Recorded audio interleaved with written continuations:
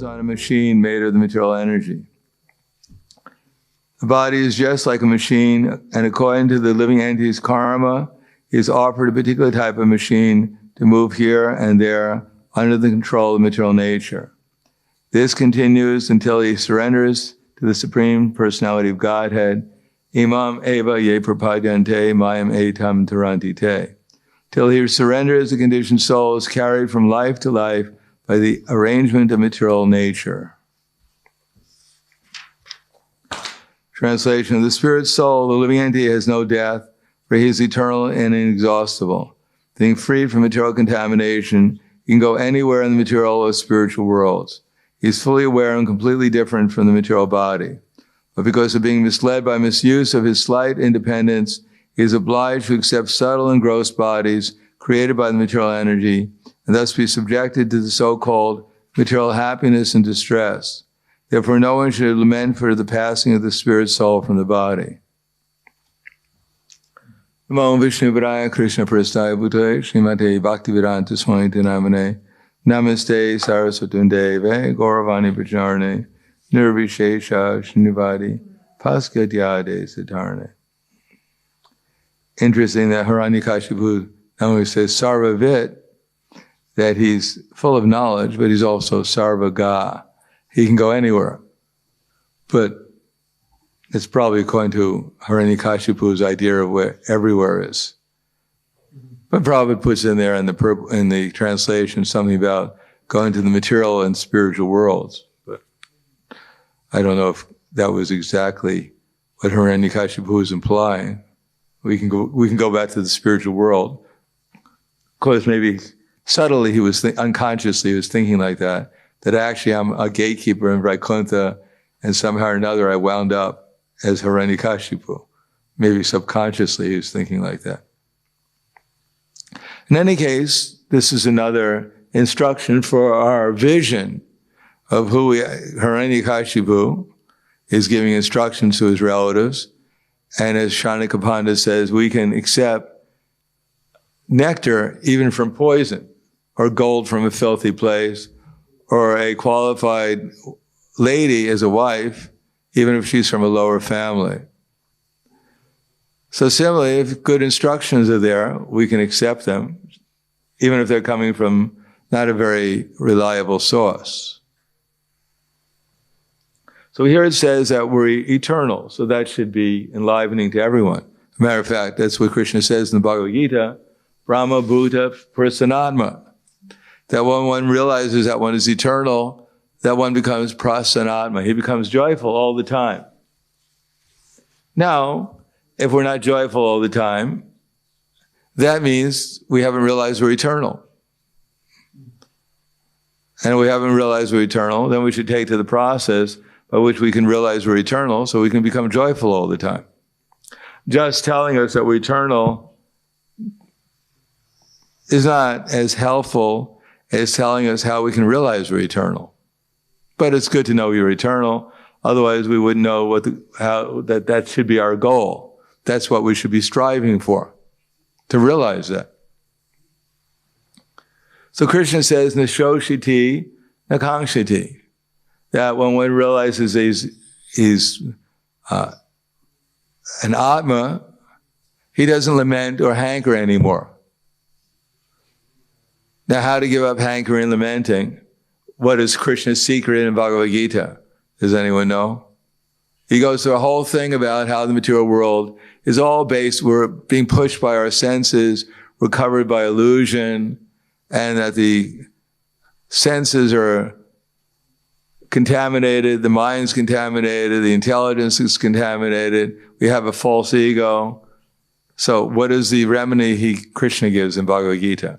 Does anyone know? Since we're here, so we might as well find out what the process is. Yes? Yes, but how are we supposed to do that? What is the 340?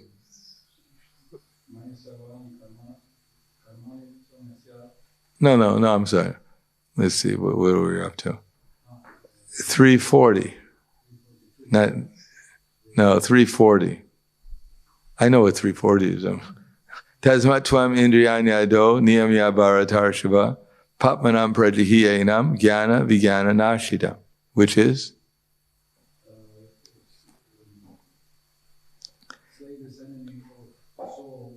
By regulating the senses. Yes. And what is our regulation? Engaging them in the 9 processes of devotional service in a regulated fashion called sadhana bhakti. And how does that slay this destroyer of knowledge and self-realization? How does it destroy it? Anyone know? Just by how is it that we're engaged in sadhana bhakti? You feel your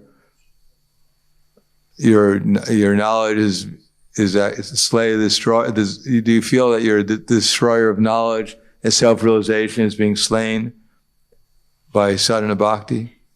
Does anyone feel like that? You feel like that? Does anyone feel like that? Do you feel like that?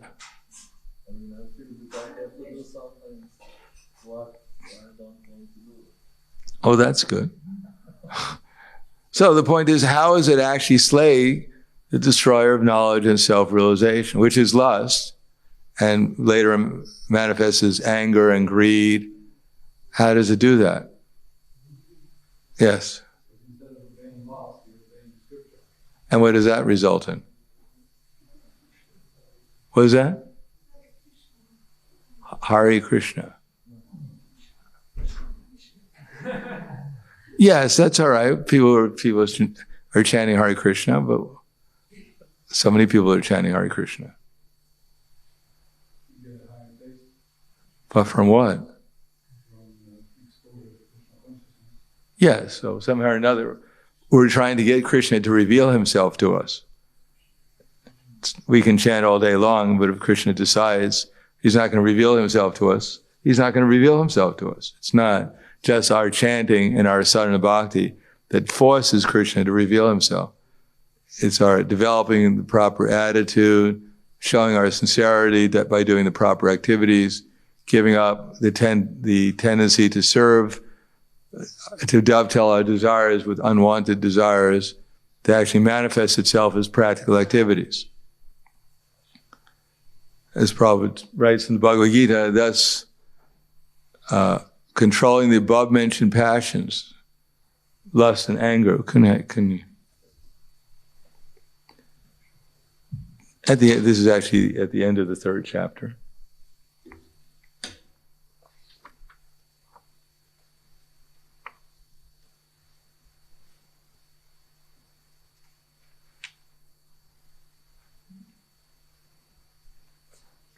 Bhaktaram, 5th chapter.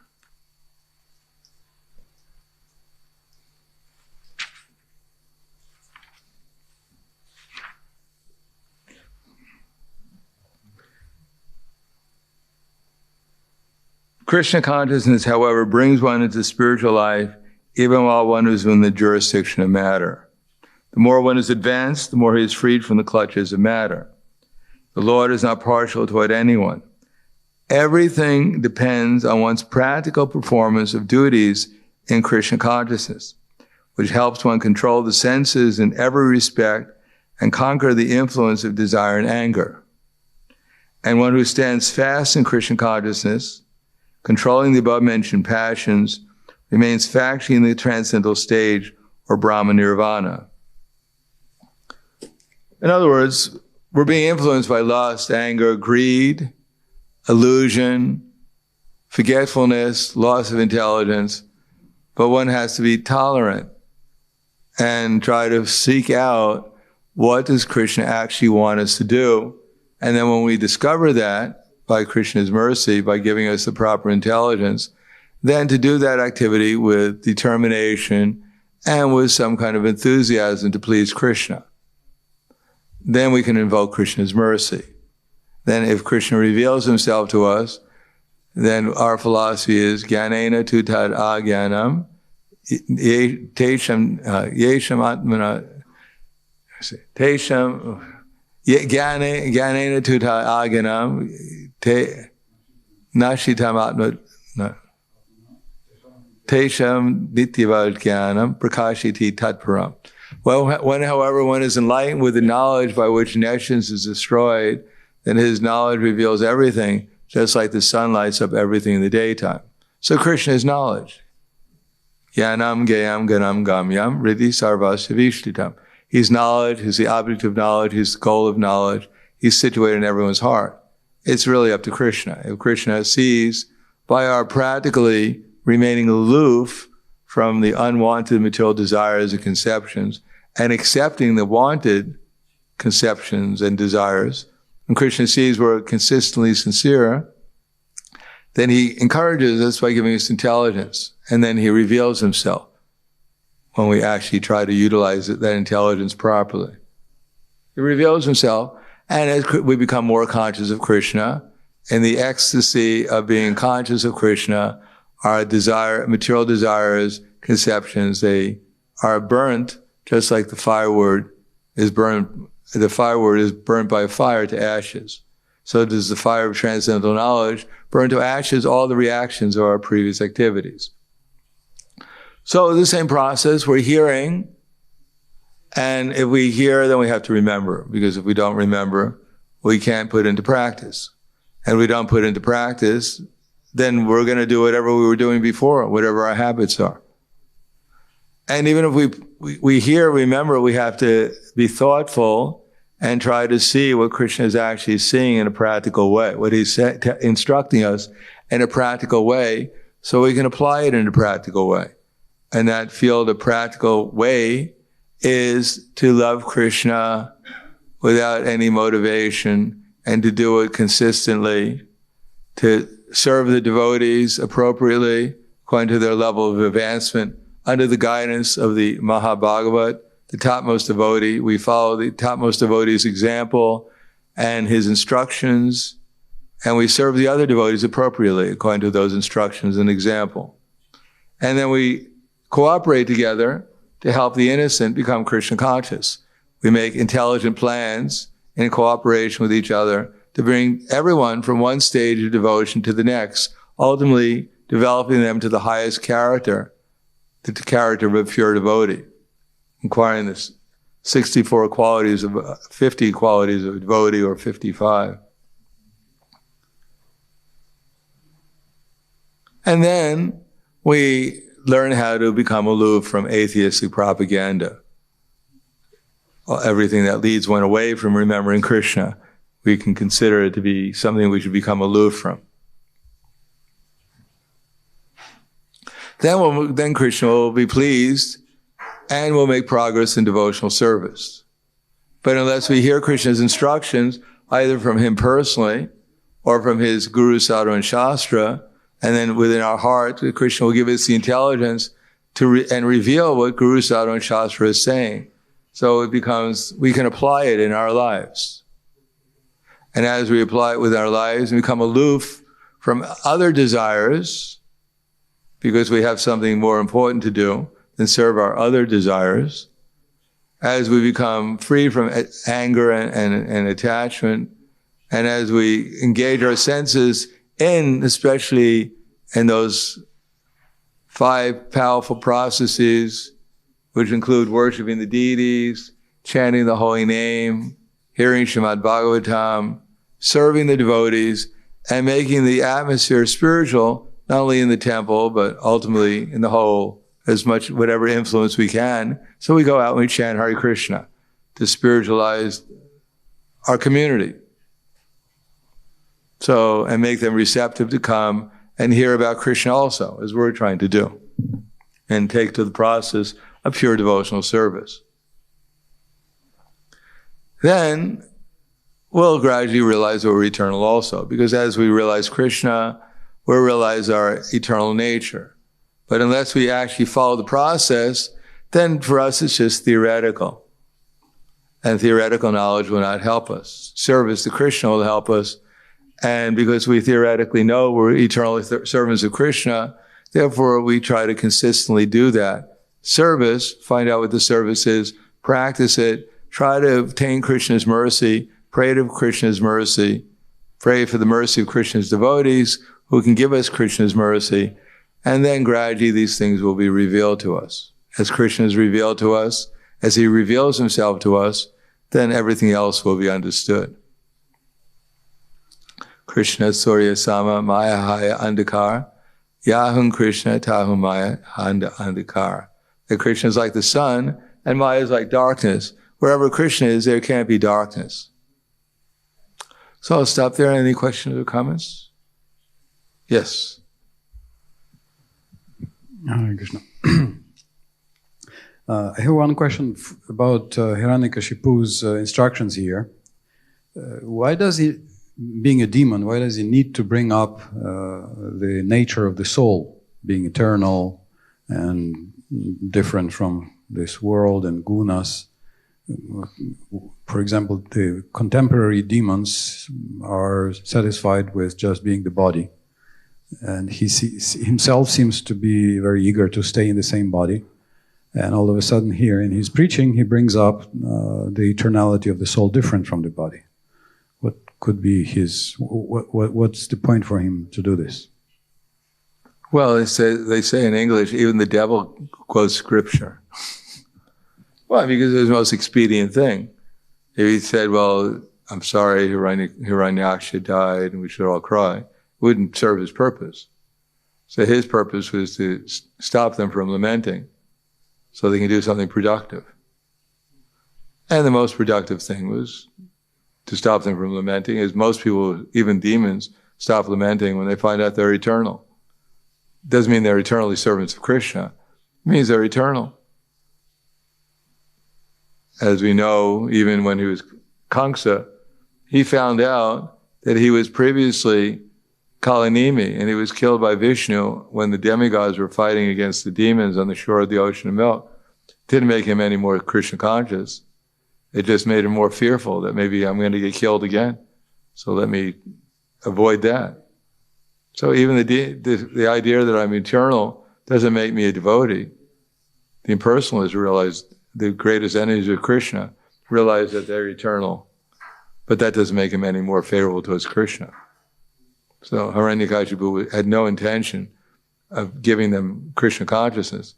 He just wanted to make them assured, don't worry, we're eternal, and one day we're going to take over the universe.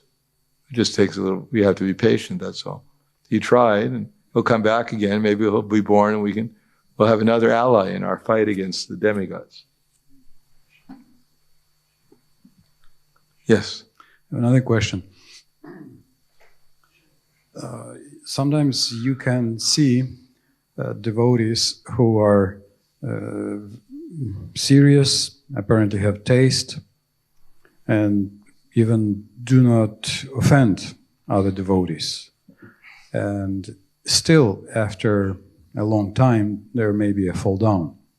So in your experience, what would be the main reason for a fall down of such disciplined, regulated, what do we say, nice devotees? If we don't see, it doesn't seem that they are offensive or critical or giving trouble to any other devotee. Well, that's good. But the main thing is how much we're enthusiastic and consistent in trying to please Krishna, not just being a nice person. There are many people who are nice people, but they're not, or nice devotees, but they're not necessarily deeply involved in either trying to make spiritual progress or helping others make spiritual progress. They're not going out of their way. Yeah, still, if we have Maya is very strong, and if we don't give up our false egos so easily, so we may be doing everything on the platform of Taranga Rangini, we may be relatively more advanced than others, and seemingly a very nice devotee, but because we don't give up our material attachments, therefore Maya will give us an opportunity to experience them, and then we might become embarrassed, and then give them up more easily. So it's also part of the progress, is becoming embarrassed, humiliated, so we become more humble. That's part of the progress in devotional service. So being serious and focused on pleasing Krishna and not on Tarangarangini So being enthusiastic about pleasing Krishna and seeing how we can, being attentive to advancing. Yes, we have to be careful that we don't fall into the conception that actually I'm an advanced devotee and I don't really have to worry so much and everything's going fine. And Maya will convince us it's not the way it is. The steady progress, even at the stage of bhava or prema, at the stage of prema, one should feel oneself ever more dependent on Krishna, ever more humble, not less humble, not less dependent on Krishna. One realizes one's dependence upon Krishna, the more one advances. And when we lose that, we get into trouble.